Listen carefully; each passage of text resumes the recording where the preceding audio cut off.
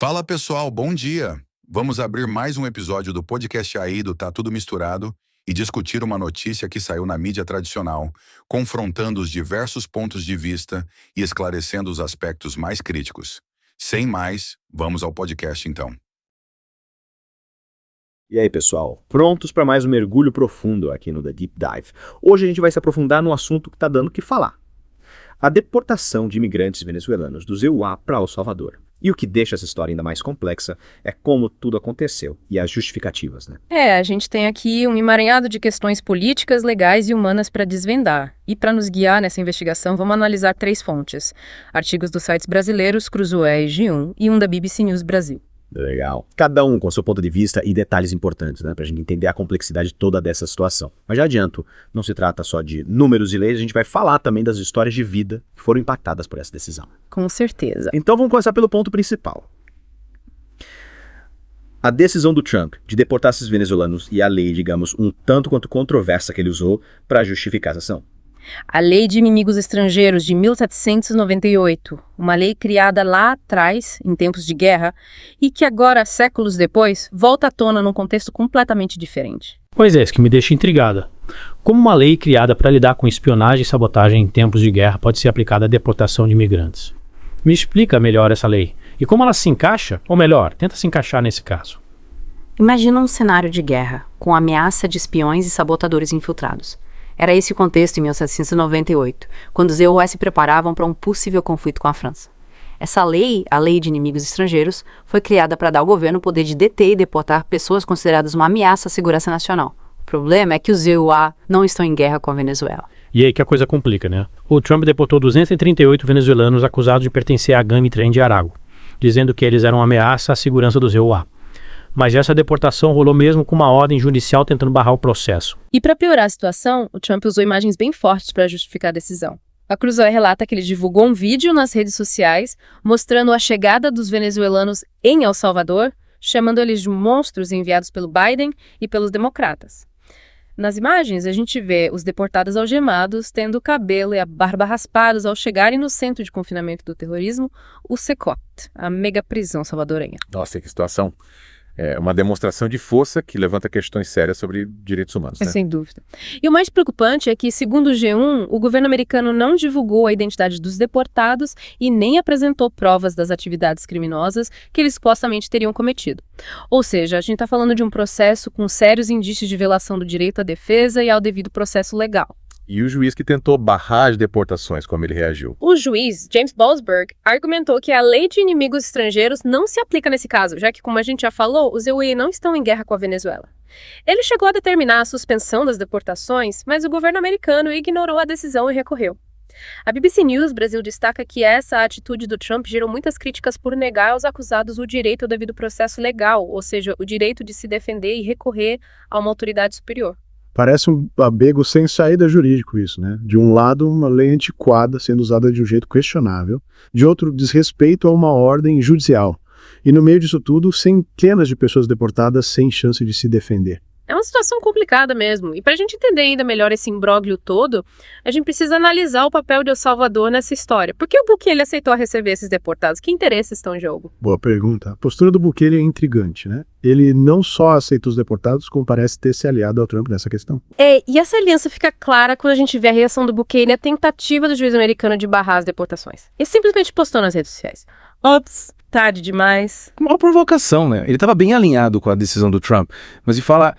Qual o interesse de El Salvador em receber esses deportados? Segundo o G1, existe um acordo financeiro entre os dois países. Os EUA pagaram $6 milhões para El Salvador manter os 300 supostos membros de gangues presos por um ano, com possibilidade de renovar o acordo. Caramba, Salvador está literalmente lucrando com essa situação. E eu acostumando disso. Para onde esses deportados foram? Eles foram enviados para o SECOT, a maior prisão das Américas, com capacidade para 40 mil presos. Um lugar conhecido por suas condições precárias e superlotação, o que levanta sérias preocupações sobre o tratamento que esses deportados vão receber. A história vai ficando cada vez mais complexa e preocupante, né? A gente está diante de um jogo de poder que envolve leis, dinheiro e principalmente vidas humanas impactadas por decisões tomadas lá em cima. Verdade. E para entender melhor esse jogo de poder, a gente precisa analisar o contexto político e social que envolve Venezuela, o ZEUA e El Salvador. Afinal, essa deportação em massa não acontece no vácuo. Ela é resultado de vários fatores interligados. E é nesse ponto que a gente mergulha de cabeça nessa história. Quais as motivações por trás da decisão do Trump? Que interesses políticos estão em jogo? E qual o impacto dessa deportação em massa para todo mundo envolvido? É isso que a gente vai descobrir. Preparem-se para desvendar essas questões e entender as nuances desse caso, que a cada nova informação se revela ainda mais complexo e desafiador. Bom, para entender as motivações do Trump, a gente precisa olhar para o cenário político no ZEUA. Essa deportação aconteceu em meio a um clima de polarização em relação à imigração, com a direita defendendo políticas mais restritivas, sabe? E usando a retórica de segurança nacional para justificar medidas extremas. E essa retórica do medo parece ter colado em parte da população americana, né? Totalmente. E o Trump soube usar isso a seu favor. Ao pintar os imigrantes como criminosos, ameaças, ele mobiliza sua base e justifica medidas como esta da Lei de Inimigos Estrangeiros. Uma lei que, aliás, tem um histórico bem controverso e problemático. Falando em histórico problemático, você mencionou que essa lei já foi usada em outros momentos da história americana. Me conta mais sobre isso. Em quais situações ela foi aplicada e quais foram as consequências? Vamos voltar um pouco no tempo. Essa lei, a Lei de Inimigos Estrangeiros, foi promulgada em 1798 e utilizada em vários conflitos, como a Guerra de 1812 contra o Reino Unido, a Primeira Guerra Mundial e a Segunda Guerra Mundial. Em cada um desses momentos, ela serviu para deter e, em alguns casos, deportar pessoas consideradas inimigos estrangeiros, mesmo sem provas concretas de crimes. E quais as consequências? Teve algum caso que mostre o perigo dessa lei? Olha, durante a Primeira Guerra, por exemplo, mais de 6.000 inimigos estrangeiros, muitos deles alemães, foram presos em campos de concentração no ZEUA. Alguns ficaram detidos até 2 anos depois do fim da guerra. Imagina a injustiça, né? Privado de liberdade por anos sem ter cometido nenhum crime só por causa da sua nacionalidade. Nossa, que absurdo. E na Segunda Guerra essa lei também foi utilizada. Foi sim, de uma forma ainda mais abrangente e preocupante. A Lei de Inimigos Estrangeiros foi usada para justificar a prisão em massa de cidadãos japoneses que viviam no ZEUA, incluindo mulheres e crianças. Mais de 120.000 pessoas foram mandadas para campos de internamento, um dos capítulos mais tristes da história americana. Esses exemplos históricos mostram como essa lei pode ser perigosa, né? Principalmente quando usada em momentos de tensão política e social. Ela abre precedentes para a violação de direitos básicos, como o direito à liberdade, o direito a um julgamento justo, e pode ser usada para perseguir grupos específicos, como aconteceu com os japoneses na Segunda Guerra. Exato. E é por causa desse histórico que usar a Lei de Inimigos Estrangeiros, no caso dos venezuelanos, causa tanta preocupação. Ela lembra um passado marcado por injustiças e violações e acende um alerta sobre o perigo de usar leis antigas para justificar medidas extremas em situações totalmente diferentes. E como essa deportação em massa está sendo vista pela sociedade americana, imagino que as opiniões estejam divididas. Com certeza, a imigração no ZEUA é uma questão que divide opiniões, e esse caso reflete bem essa divisão. De um lado, a gente tem os apoiadores do Trump, que veem a deportação como uma medida necessária para proteger o país, garantir a segurança nacional. Para eles, a lei de inimigos estrangeiros, mesmo sendo antiga, ainda é válida e justificações como essa. A questão da segurança pública costuma ser um tema que mexe com as pessoas, né? Principalmente quando ligada à figura do imigrante. Sim, sem dúvida. Por outro lado, grupos de direitos humanos e parte da sociedade civil americana criticam a medida, dizendo que ela cria um precedente perigoso e enfraquece as proteções legais. Eles temem que a lei seja usada para justificar deportações em massa de outros grupos de imigrantes, sem provas e sem o direito de se defender. Entendi. E qual a posição do governo venezuelano diante dessa situação? A Venezuela condenou a decisão do ZEUA, chamando de violação dos direitos dos migrantes, um ato de xenofobia. O governo venezuelano argumenta que a crise econômica e social no país, agravada pelas sanções impostas pelo ZEUA, forçou muitos cidadãos a emigrar em busca de uma vida melhor.